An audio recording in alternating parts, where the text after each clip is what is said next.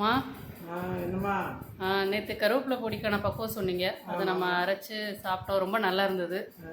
அப்புறம் வந்து இட்லி பொடிக்கான பக்குவம் சொல்கிறேன்னு சொல்லியிருந்தீங்க. ஆமாம், அன்றைக்கி இட்லி பொடிக்கு வர நேரம் ஆயிடுச்சு, ஆணை வரைச்சிட்டேன். சரிங்கம்மா. 400 உளுந்து பருப்பு.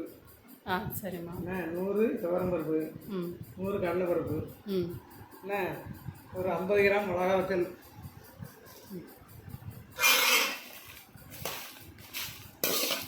பெரிதாக 50 கிராம் மிளகா வத்தல்.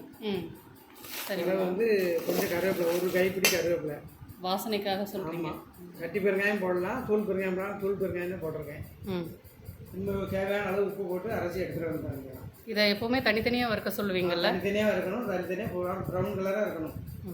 எல்லாமே மூணுமே தனித்தனியாக இருக்கணும். உளுந்து துவரம் பருப்பு கடலை பருப்பு மூணுமே.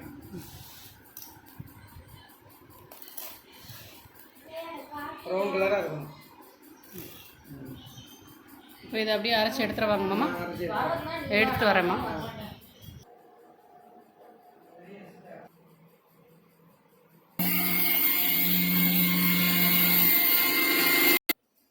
அம்மா அரைச்சிட்டேம்மா, அந்த பக்கம் போதுமான்னு பாருங்கள். கரெக்டாக இருக்குது. இதே மாதிரியே அரைச்சேன். ஓகேம்மா, தேங்க்யூ. தேங்க்யூ. பாய். பாய்.